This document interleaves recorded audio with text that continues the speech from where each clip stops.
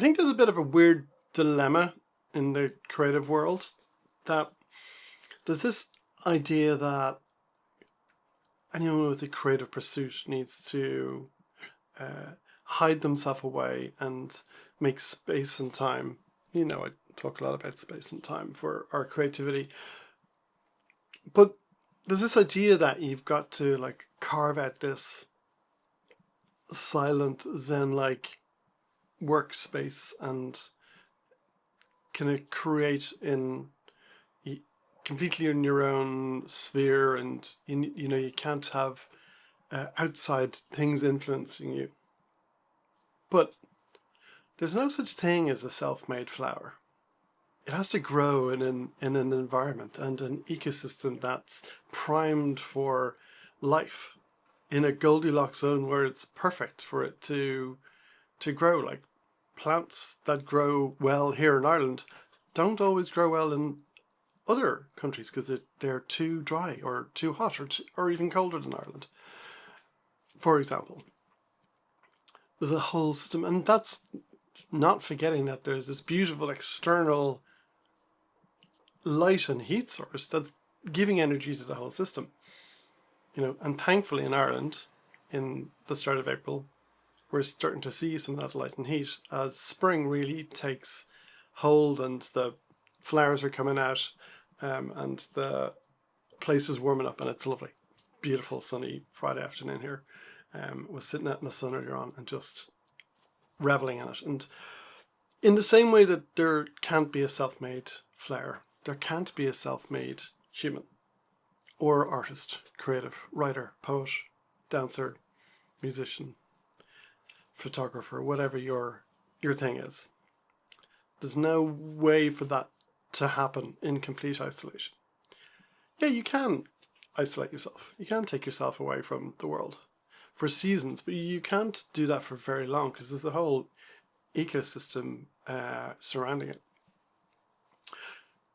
So even if you just think about the fact that one thing I do on a regular basis, a number of times a day, starting early in the morning, is make a cup of coffee. And like, what does it take for me to be able to make that coffee? I go downstairs, the first thing I do is I pick up the kettle. Like, where was that kettle made? Where were the resources from it, materials for it? Where did they come from? What factory was that made in? How are those factory workers trained? What infrastructure has to be in place for that to happen? And not just that, but who designed it? And how did they learn to design? And who taught them to design? And who taught the teachers to design? And how many objects did they have to design before they were let loose on this kettle? And like, was it a group of people? Was it one person? Was it a collaborative effort? And then the coffee. Like, the coffee came from possibly 8,000 kilometers away, grown up a mountain by a family that's possibly been growing coffee for generations. And how do they know that? How did they figure out? Like, what's the best crop? What's the best time to pick it? What's all of the iterations of what coffee could look like? How did they get it to where it's processed? And how did that area decide on the best way for processing their local coffee? And then how many vehicles does it go through to get to a distribution center or to the roastery?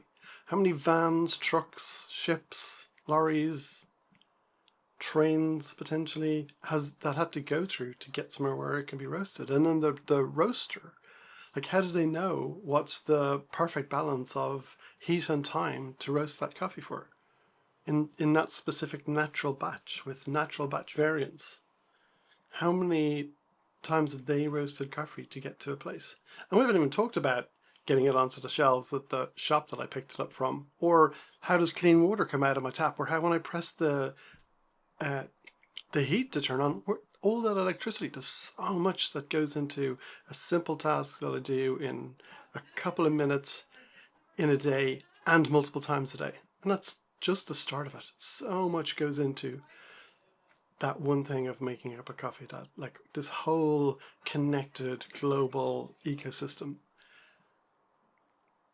And in the same way, when we think about ourselves as creators, creatives, artists, that so much has gone into us from the books and stories we read and watched as children, from the things that we were exposed to at school, university, the music that's kind of lit up our senses and connected us to the world through the years, whether that's something we heard on the radio, friends sharing tape CDs, vinyl when we were growing up, whether it's music that's played repeatedly on an ad or on a radio station that you've heard and it's just seeped into your consciousness.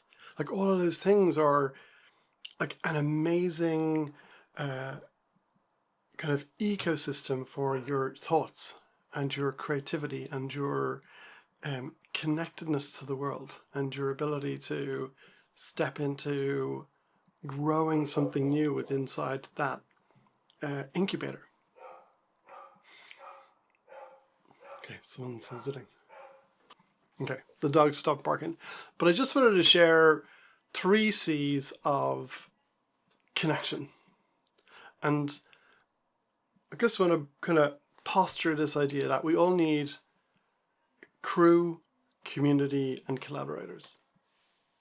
And if you've ever been to see your favorite band or musician play on stage, it's really easy to think that the 4 musicians in the band on the stage are the show, and they are. The spotlights are trained on them, the music coming out of the speakers is there. But depending on the size of the show, anything from 20 to 100 people have been there to make that happen. And not just the fact that there's a venue that produces the music kind of on a regular basis, and how many years have they been connected and working together. And they might be touring like night after night, and traveling around.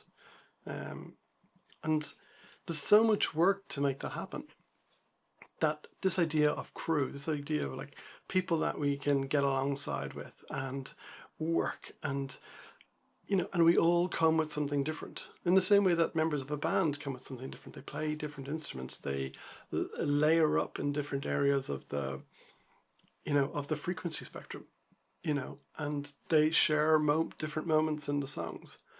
And that's true, of other collaborative events. Like if you're writing a book, like you write a pretty terrible first draft and you hone it and you work on it, but then maybe you've got an editor. Maybe you've got somebody who's able to get in there and help you refine it. You work with the publisher and they're able to give you critique and focus on what that looks like and how that moves forward. And, and if you're not doing that, your book probably has room for improvement if you're not getting external help to refine that. Because when we read things we've written ourselves, we think it makes sense, but when somebody else reads it, they get a much better idea of, do the ideas connect? Can I understand them? Is this a great way to communicate that point? Or is there another more refined way we can get out there and communicate it? So this idea of crew and people that we connect with and spark off each other as well. And it's interesting because I think there's an overlap between crew and collaborators. And I had a beautiful experience. I've been getting back into making music over the past couple of years, and my dear friend Paul started lending me gear, and I was getting excited about hardware and making kind of electronic music. But then, and I was like, oh, we should do something. And we started talking about maybe doing a live stream. And he didn't just think, oh, let's do a live stream. Let's I know how to put things on YouTube and go live, and we could just plug in a camera and plug the stereo out. But he was like, oh no, let's get some people involved. So we got somebody who's going to do live 3D visuals. We got somebody who's like an events manager and brilliant at that stuff. We got somebody who's amazing at kind of product and design. And the website looks amazing. The Instagram account looks amazing. All the visuals look good. The invites, all those things looked and felt amazing because there was a wider sense of collaboration and connection. And it turned into something beautiful. And we did a live stream 6 months ago, and we're already working towards how do we get our next one up and going, and what does that look like. And there's an incubation period where we're trying to figure out, and we've kind of all gone off into our own various studios to process and come up with what's next. And I can tell from like our little WhatsApp group that things are bubbling and things are happening, and we're getting closer to a point of it's going to come. So I'll let you know. But I also remember another time when I was really interested in photography, and a friend introduced me to a lady who's running a cafe, and she was like, oh, I'm really struggling with my social media at the moment. Like, my dad's sick, so my sister nobody helps with this. Like, we're both running between the hospital, and I don't know what to do. And I was like, well, I'm a photographer. And I mean, yes, I had a camera, and I'd taken some photos of food from my Instagram account, and they were terrible. And I was like, but look, I'll show up and I'll take some shots, and if you like them, you can use them. Like, there's no commitment. And it was actually delightful, because for 2 years we worked together. And she didn't charge me for any food, and I didn't charge her for my photographs, but I was learning so much. So I genuinely, like, I had a full-time job. I wasn't trying to be a photographer at the time. But she had a real vision for what it looked like, and there was a real sense of collaboration and pushing each other and showing each other examples of what something could look like, and what it could move forward and how it could progress, and in the same way, like, I'm friends with the lady who runs the local off license here, and she would just lend me bottles of wine and beer that looked amazing, and I'd bring them back to her, and and I'd send her the photos if she wanted to use them. But it just meant that I was able to have access to amazing looking food and amazing looking bottles, so I could work on my product photography.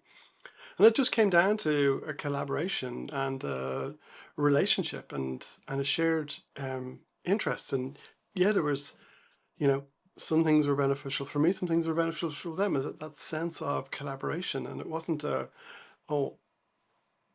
I'm taking something, but it was a sense of genuine interest and sharing and caring about each other and each other's businesses and how do we move forward. And I just think it's a really useful way to start to think about how we push into it. And then the next point is kind of really around the sense of community.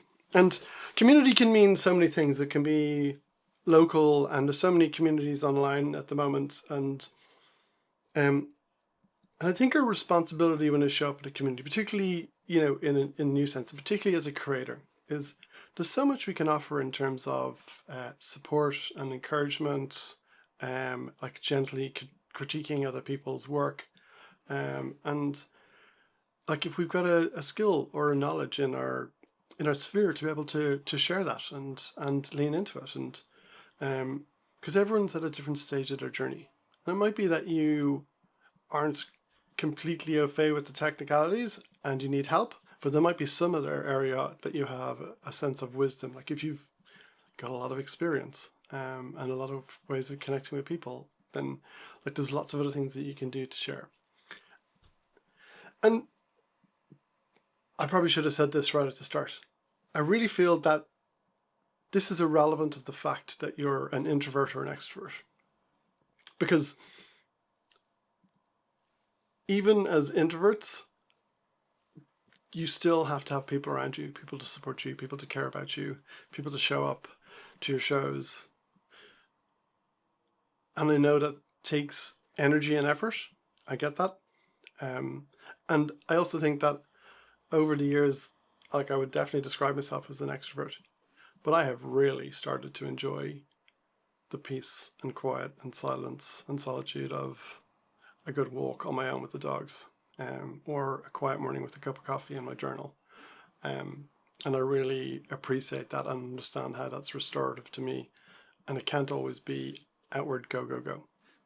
So, having said that, I do also think, that it's important for all of us to make connections, and specifically within the fields that we're interested in, the fields of our practice, and there's so many ways to do it online, whether that's shared writing challenges or communities around specific types of music, or a specific tool, or specific genre in any field, genre of writing, genre of art, painting, the style, the composition, the tools you use. There's lots of ways to get integrated into spaces where you don't even have to leave your own house.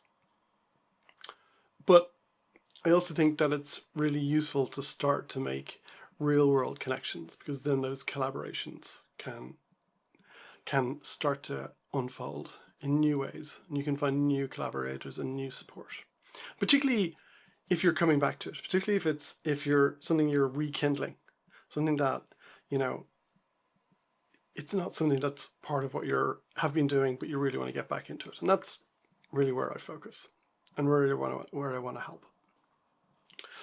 Before we go any further, I just want to remind you that I have a Space for Creativity starter kit. If you click the link in the description, probably in the pinned comment, you can go there, and there's a video on digital detox. So if you're not able to find Space for Creativity and you need to get away from your phone, or you're binge watching a series on Netflix and you know that there's time there that you can carve back, then take a look at that. I'll sign up at the link below, and I'll email you the video and a PDF around that, and I'll also email you a PDF on 7 types of rest, so you can restore and come back to yourself, and then your creativity can come out of your abundance and your overflow.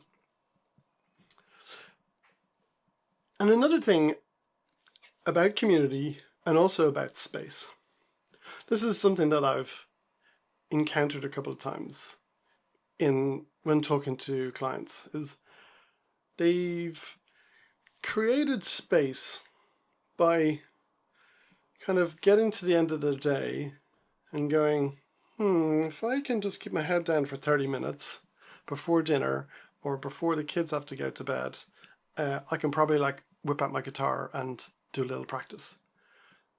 But then they maybe hear the kids kicking off, or the dogs are scraping at the door wanting to go out for a walk, or your partner's calling asking for help to get dinner prepped or set the table, or whatever that might look like. And then you're feeling frustrated because that time that you thought was going to be for your creativity the rug's been pulled out from under your feet. Now, I would like to challenge you and say, maybe it's too harsh to say it's stealing time from your family. But I think a way to flip that around is to really start to communicate about what's important to you, And I also think that you can find that time in other ways. If you get up early before everybody's up and find some time, and they come down every morning and you're at the kitchen table, or you're in your writing den and you're actually doing the work, and they're seeing pages of writing show up, or they're hearing new noodles of music floating through the house, or whatever your practice is, and they're starting to see the positive impact of your creative output on your well-being, your mental state, your capacity for showing up for the family, because you've gotten the time that you needed. And then if you can turn around and ask and say, hey, this is really important to me and I'd love your support on this. Can you see how it's making me happy?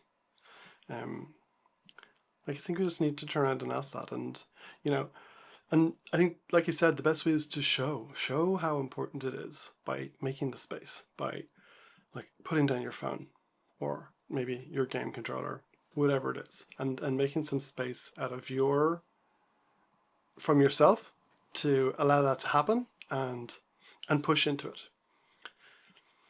Because I just think it's so important that we get that space and we get that time, but also that we stay connected and challenged and collaborative with each other. Because amazing things come out of our creativity when it's knitted together with other outside influences, which are like collaborators in their own way, but also when we collaborate in person, or we swap projects or ideas. I think it's just an amazing opportunity to figure that out and to move it forward. Okay, that's all I got for you today. YouTube will recommend a video for you right here. I'd love if you take a look at that. And if you want to sign up for my starter kit, the link's in the description down below. Great. Have an amazing day. Cheers. Peace out.